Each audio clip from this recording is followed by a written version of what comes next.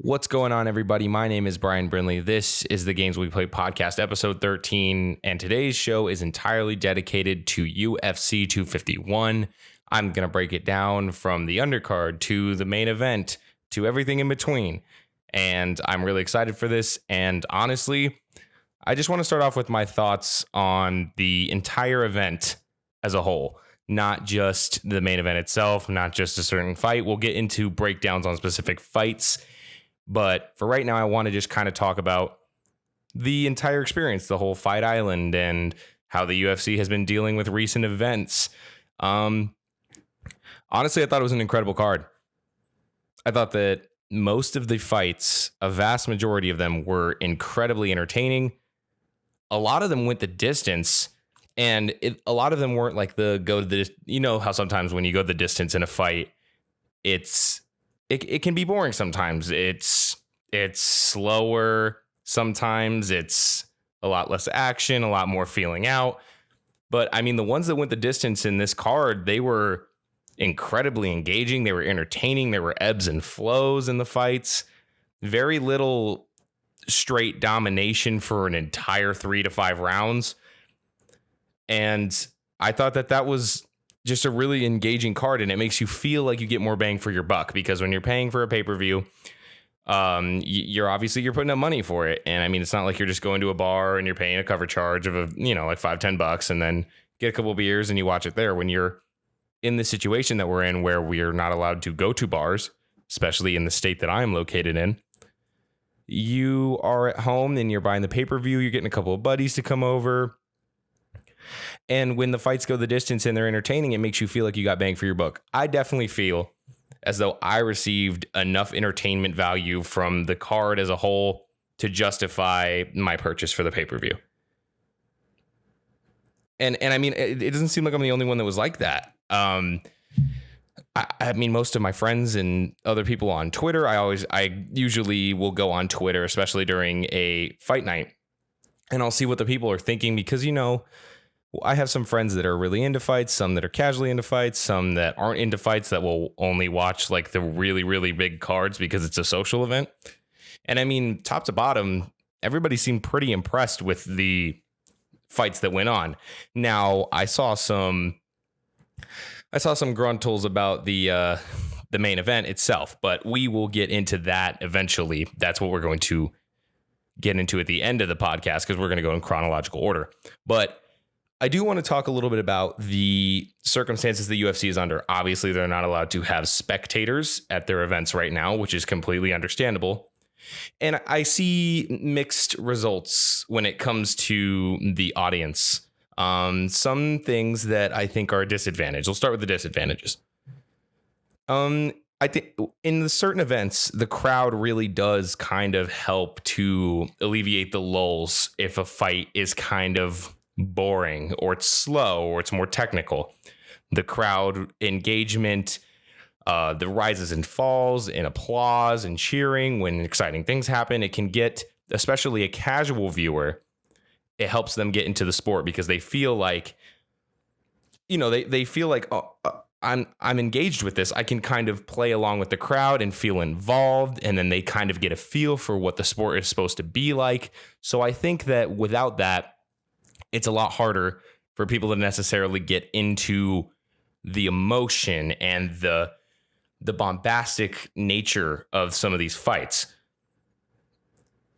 And also another disadvantage, and I'll just say it's a disadvantage and an advantage, because Bruce Buffer's out there. He's putting on a show. God bless him.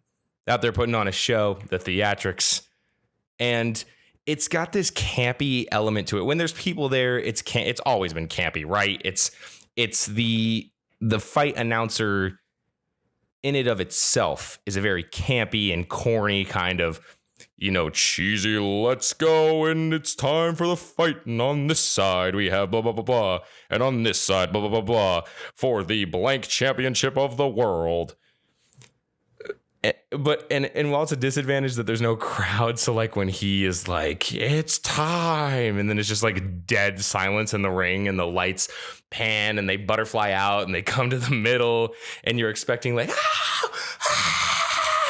let's go, And then there's nothing. It just like cuts to the two fighters and they're just like staring each other down. I think it's hilarious personally, but I can see how people would think that's like kind of corny and campy. So for me, it's a double-edged sword. But as for the advantages, I personally think that they far outweigh the disadvantages. So first off, the number one thing I love about the lack of a crowd is the importance that sound takes on in a fight. So in the UFC, a lot of times when it's the main event, the crowd is so loud that you can kind of make out certain things that the fighter, like if there's a really big crack on somebody, you can hear it. And then it's like, oh my gosh, everybody lifts out of their chair, starts screaming their head off. But when it comes to no crowd, my favorite thing is that you can hear all the little pot shots. You can hear even what doesn't look like an effective hit. You can hear the impact of it, and that kind of helps you to engage. So like somebody takes a rib shot and you hear it, you go, okay, wouldn't necessarily garner the crowd uproar that like a shot to the face would. But when you hear the impact that it makes, you go, nope, that hurt. And that's going to be effective later on. And that's going to play into it for sure. So I think that is super interesting to see. And you can also hear the coaches and you can kind of get a more clear idea of what probably their strategy is during the fight. Because normally they cut to the corner when they're in between rounds and you can hear them be like, oh, you're doing good, but you need to have a little more head movement. He's kind of catching you on those. But you can actively hear in the coaches saying things during the fight. You could say like, switch this, do this. You're not doing this, slow down. You can kind of get a feel for what their game plan is. So I think that's the biggest advantage when it comes to the lack of an audience. Another big advantage that I think showed itself in the title fight. There were 3 title fights, the Usman and Masvidal fight. It's been marketed as this super personal thing. These guys don't like each other. And this is like almost like a grudge match in a way. It's got a more personal feel to it. And the lack of an audience, while I can see some people being like, I kind of wish the audience was there so that they could play into it and it kind of heightens the emotion. I actually felt the opposite. I thought that the lack of an audience made it feel so personal. It was like these two dudes that don't like each other just settling it in an octagon for their teams to watch. And yeah, people are watching on TV, but it just the lack of the crowd around them, it makes it really feel like this is just a personal thing that we have to settle. And I thought that helped the beginning, because the beginning of the fight right before, from the face off, from the walk-ins to the ring to meeting in the middle and facing off to not touching gloves, it just oozed tension and it really fired me up for the fight. And I was just so excited to see what was going to happen. Now we'll get into what I thought about the actual fight itself, but that's what I thought about the card as a whole. I thought it was an incredible event that they put on. I think that the UFC did a great job, especially obviously losing your scheduled main event and then pulling Jorge Masvidal to fight in a fight that a lot of people wanted to see. More people wanted to see that fight than they wanted to see Usman fight Burns. That's just, I feel bad, but that's the truth at the end of the day. And I think that probably sold it over the top, because there were a lot of great fights already scheduled for this, but that really was the cherry on top to have the tension building up to that main event. So yes, UFC 251, I thought it was incredible. I would love to know what you guys thought of the card as a whole. And after this, I'm going to take a short break really quick, but after this, we're going to delve first into a couple of fights on the undercard and we'll work our way up to the main event.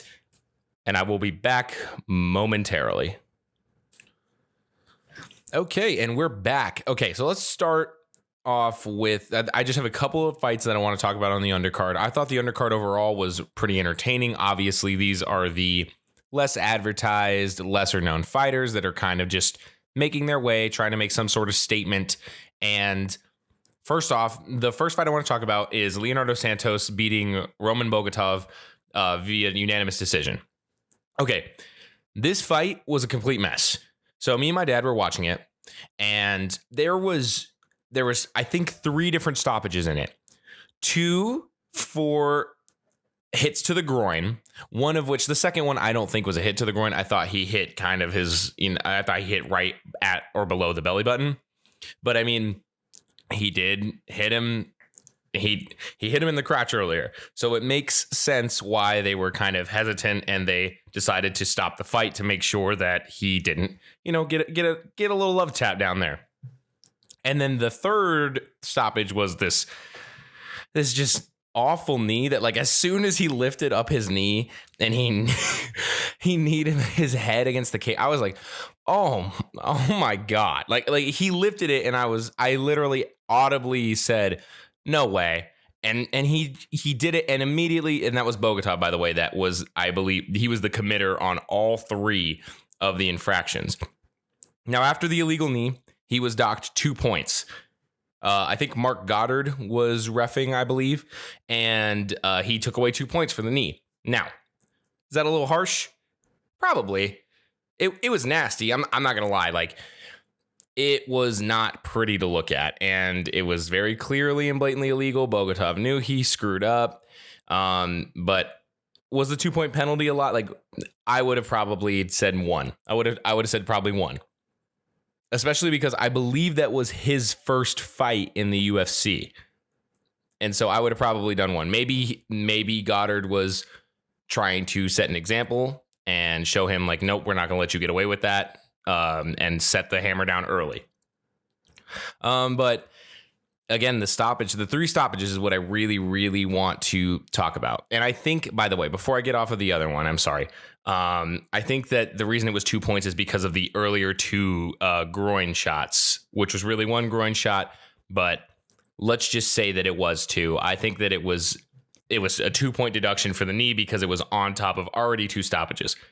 Because at the end of the day, everybody knows stoppages are not good for a fight, which brings me into the main point about this fight. I think this is a definitive textbook example of the effect on the feel of a fight that breaks in the action have. When you have to stop the fight at 3 different instances, even in a 3-round fight, imagine if this was a title fight and it goes the distance where it's a full 25 minutes. This is 15 minutes if it goes the distance, which it did. And you have 3 different stoppages because of illegal moves, basically. And that absolutely kills momentum and pacing for a fight. And it makes the viewer bored, and especially somebody that is just trying to see bombs, because a lot of the people that first are watching the UFC, they're looking for bombs because they see viral knockouts and they're like, oh, this is interesting. Maybe they watched boxing back in the day. Maybe they're just casually there viewing it with their family or something like that. But that kind of slowing and building up some momentum and immediately halting because somebody got punched in the groin and now they have to walk around. And listen, I get it. I understand that you have to stop it if somebody gets punched in the groin or there's an illegal knee or something like that. But that start, stop, on top of having breaks between each round, just makes the fight feel forever. And this fight felt like it dragged on forever. So I would say that this is an incredible textbook example of the importance and the value of pacing during a fight. And that's really all I have to say about that one. The other fight on the undercard that I really want to talk about is, I don't know how to pronounce his name. I think it's Jiří Procházka. He knocked out Volkan Ozdemir, and this is Procházka's UFC debut. And let's get something straight. Ozdemir isn't like this slouch. Like, yes, has he lost a handful of his fights? Absolutely. He's 17-5, but he did have a title shot against Daniel Cormier, which is, I mean, you don't get that shot for nothing. You don't get that title shot for nothing. And Procházka he's so interesting to watch, man. Like, he was so entertaining. I was sitting there, I was enthralled with him. First off, he is cocky as can be. He's walking around the ring, very like McGregor, Masvidal-ish, like smiling. And he was doing all these sorts of weird, like, it literally looked like he did not care. It looked like he was in there and didn't care if he was knocked out. He didn't care if he won the fight. He looked like he was just completely soaking in the moment and enjoying it. And it looked like he was barely even trying.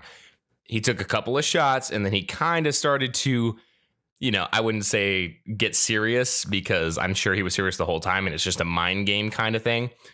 But he definitely kind of battened down the hatches and said, okay, let's get to work. And I mean, Boy, did he get to work. That knockout was vicious, and his power was ridiculous. He was fast. He moved around a lot Dominic Cruz-esque. My dad commented on that, very Dominic Cruz-esque in the way that he moved about the octagon.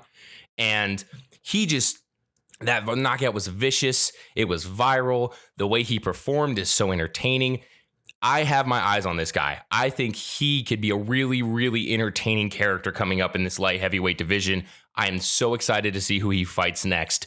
And I just thought it was an incredibly entertaining performance by him. I hope that he continues it, and I hope he gets a more marketable opponent next time. I think that the UFC would be mistaken in not trying to market this guy more, because it wasn't just me that saw it.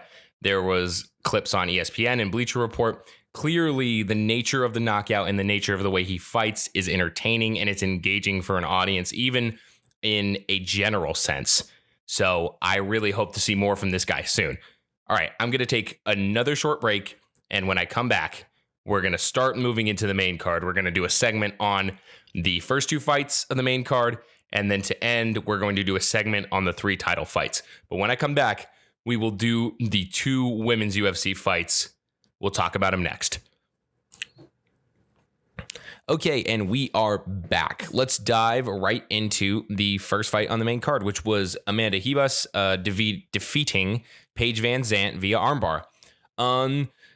I don't have a ton to say on this fight because it was a really, really dominant performance by Ribas. But I will say I did see potential for marketability in Ribas.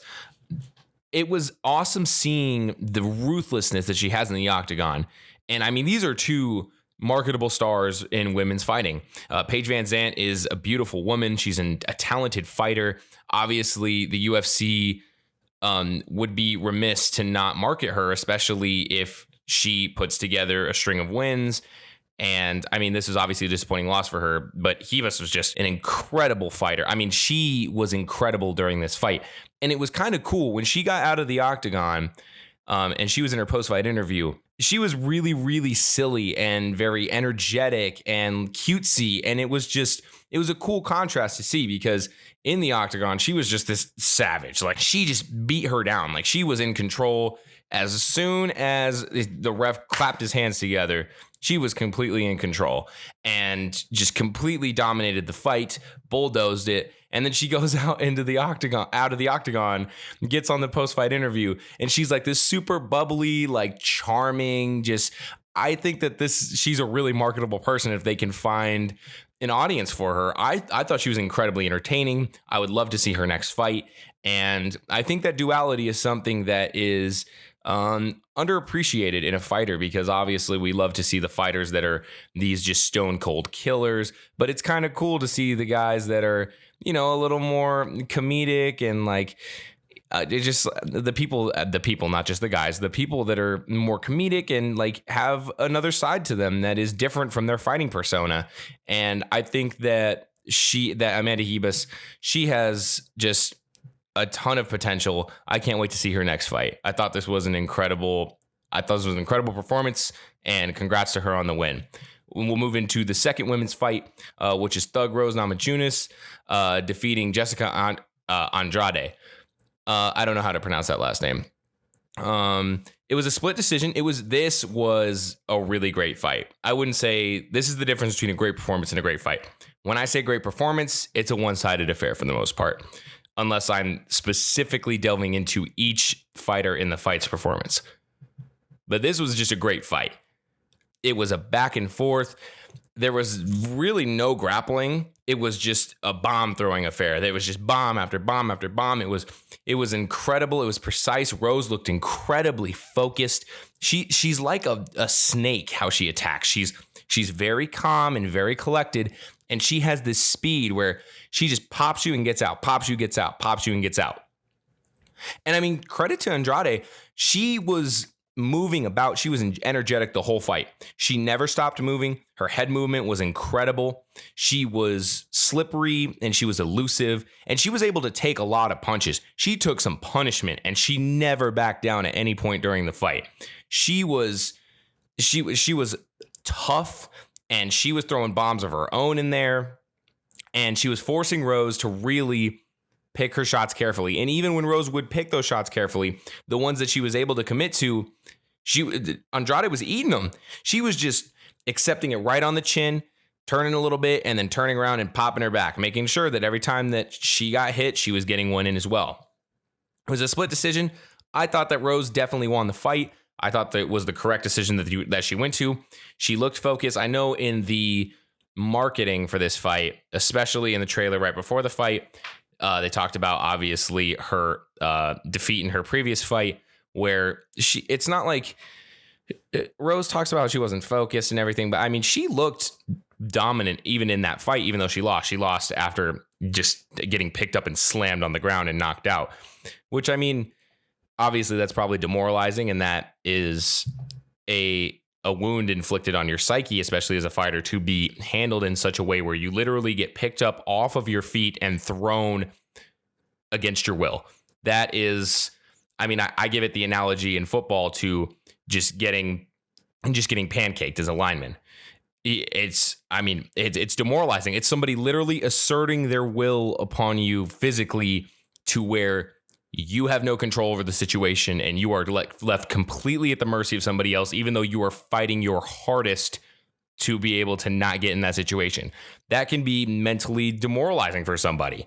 But I thought that Rose bounced back incredibly in this fight. I hope she gets a title shot. I hope she gets a rematch, obviously, for that title back.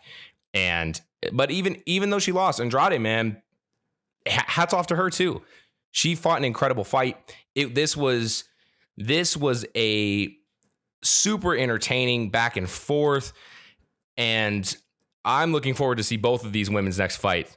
I thought it was incredible, and this was what really sold this for me. By this point, I was like, all right, I already got my money's worth based on some of the undercard fights that I thought were entertaining, and then on top of the performance that we just saw from Hebus, and then this back and forth slugfest between these two. I thought already at this point, I was like, all right, I got my money's worth. So whatever happens from here on out, even if it sucks, which it didn't, and we'll get into it, but even if it sucks, I already got my money's worth. And I'm going to take one last short break. When we come back, we're going to do a segment where we break down all three of the title fights. This should be really fun. I'm really excited to talk about these fights. Don't go anywhere. I will be right back. Okay, and we are back. Now let's finish off this episode with the title fights. First off, let's talk about Peter Van defeating Jose Aldo via TKO to secure the vacated bantamweight championship belt. Obviously, this was vacated when Henry Cejudo announced his retirement, and I thought this was a really entertaining fight as well. As I said right before this, I thought I already got my money's worth by this point, but this just was cherry on top at this point of the fight. So I thought Van was a beast for the entire fight. He fought through Jose Aldo had some just nasty leg kicks. Like, though they were just cracking like a whip. It was that, and that's what plays into that sound that I was talking about earlier. The silence in the arena helps you to really feel those leg kicks and those body shots that you normally wouldn't think about as much when there's a crowd there. And I thought that Jose Aldo exhibited, especially throughout the first two and a half rounds, some great defense. He was elusive. And I mean, obviously, listen, Jose Aldo's a legend. He's been in the game for a long time. And I thought that he had a great first two and a half rounds. Obviously, in the second half of the fight, I thought that the momentum entirely shifted at I would say during the final minute of the third round. I would say that's where Vaughn completely went to control. And I mean, I got to give credit to Aldo. He fought tooth and nail to really just stay in the fight. The people I watched the fight with, and the people I was peeping on Twitter. Like I said before, I look at Twitter and see what people are saying about the fight. And I mean, we all kind of had the same sort of wonder, which is, why was the fight not called sooner? Now, listen, towards the end, I would say the fight could have been called 30 to 40 seconds before it was called. Aldo was on the ground. He was hurt bad. He was barely protecting himself. I thought at points he wasn't protecting himself at all. It was clearly over at that point. Besides a knockout or a surprise turnaround and chokehold or armbar, this fight was over, and I didn't think Aldo even had the strength to do that. I don't think he had the consciousness or the wherewithal to do it. I don't think he had the energy left to do it. I don't think he had the strength left to do it. The only rationale that I could really come up with when looking at it that way is that I'm sure for the ref in that instance, you're kind of treading this line because you are reffing for Jose Aldo. This is a title fight. You want to give both men their chance to be able to be the new champion. And you also have this kind of respect where Jose Aldo's been here a long time, and the ref is probably just like, okay, I'm going to give you some extra time I probably wouldn't give to another fighter. But I mean, eventually he did call it. It's TKO is how the fight ended. It was hard to watch, man. I mean, there was blood all over the floor. Vaughn was just beating him senseless. And even at a point, it even looked like he was kind of letting up a little bit and just kind of adding up these little shots to the head so that they still count as punches. But he clearly wasn't throwing his all into them, almost to kind of like be like, hey, man, like he clearly isn't fighting back. And I don't want to just like completely destroy this guy. I'm sure that they both have a lot of respect for each other. Excuse me. I'm sure they both have a lot of respect for each other, but I mean, that's a tough situation for a referee to be in. And I understand kind of people being upset by the hesitancy that the referee showed, but then we also can't have our cake and eat it too. We so often complain about early stoppages, and then we complain about people stopping it too late. It is a tough job, man. Like, I know that a lot of people get on the referees in sports altogether, but especially in the UFC and in boxing and any sort of combat sport, it's tough, man. Like it's a really thin line that you have to tread, and very few are able to do it effectively. It's a tough job. And while I probably would have called the fight earlier, I also am not formally trained in the way that these referees are. But at the end of the day, I think both men put on a phenomenal fight, and congratulations to the new bantamweight champion of the world, Peter Vaughn. And I hope to see Jose Aldo fight again soon, because again, for those first 2.5 rounds, I thought that he actually put on a really good performance.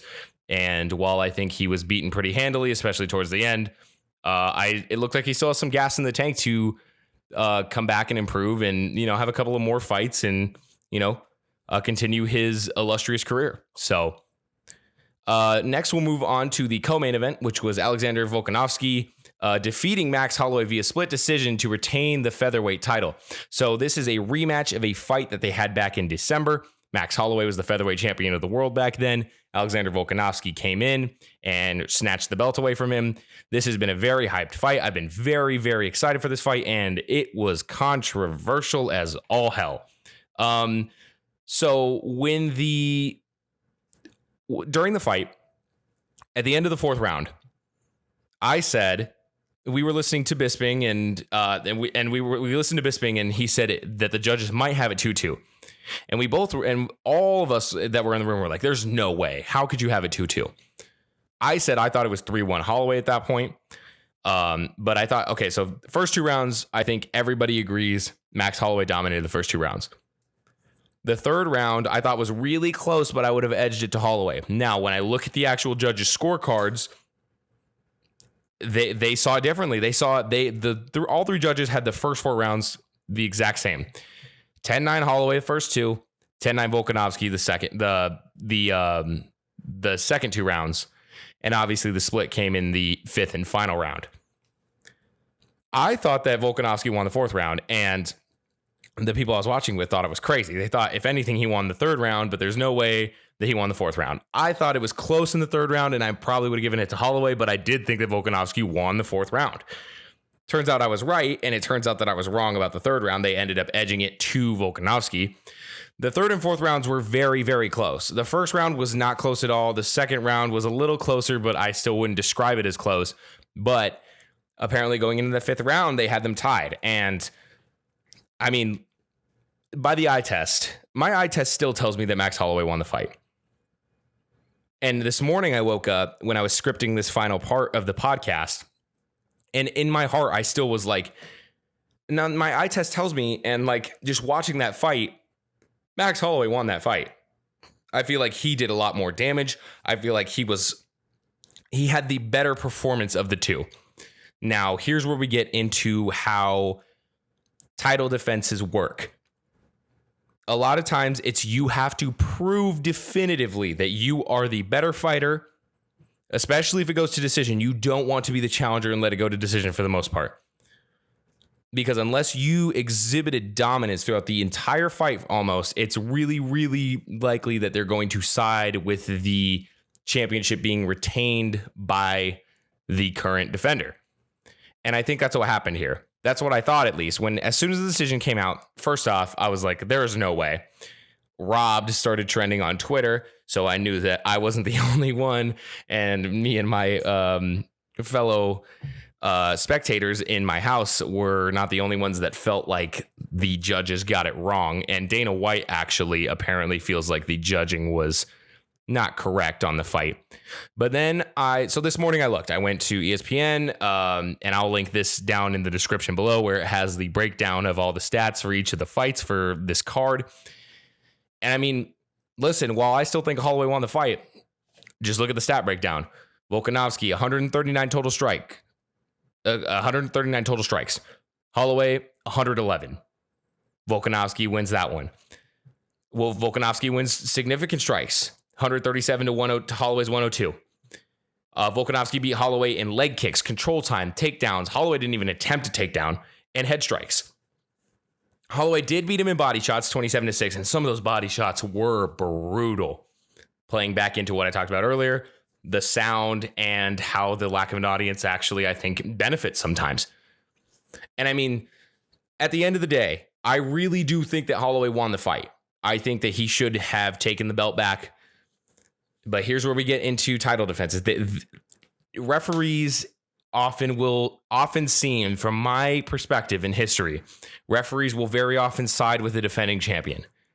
Unless you are very definitively proven to be the better fighter, then the referee will often just take the easy decision, which is, let's play it safe, almost a tie goes to the runner-esque type of a rule where you side with the defending champion if it's close enough where it's almost too close to call. And I think that that's what happened here. Obviously, split decision makes it even more controversial.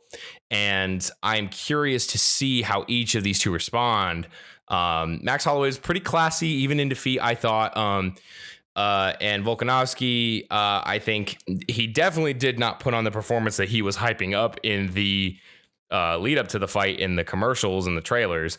But I didn't think he fought poorly. I thought that it was a great fight. I thought it was entertaining, but I definitely think that Max Holloway won the fight.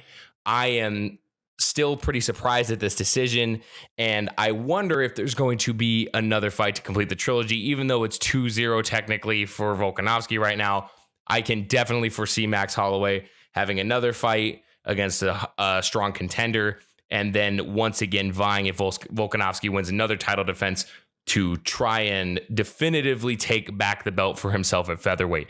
But yes, and Max Holloway, I really, really hope to see him against Volkanovski one more time. I thought that this was a great fight overall. Obviously, I thought the decision was not the right one, but let's move on to the main event of the evening. So going into the main event, I was really high on Kamaru Usman. I made that pretty clear going into the entire card, let alone just into the main event. And listen, I like both of these guys. Jorge Masvidal is an incredible fighter. So is Kamaru Usman. They both have incredible stories. I think they're both super marketable figures for the UFC. And most people that I saw are cheering for Jorge Masvidal. It's completely understandable. Both of these guys are likable, I think. Both of these guys are full of swagger and full of attitude and full of confidence. I definitely understand liking both of them. But for my money, I've seen Kamaru Usman completely dismantle and destroy Tyron Woodley in a title fight. I've seen him bully and manhandle 11 fighters in a row up until Masvidal. Listen, And Masvidal's taking the fight on short notice. That's also a huge factor. Masvidal had to make a pretty insane weight cut in a matter of less than a week in order to even fight this fight. And credit to him. First off, I would really like to credit Jorge Masvidal.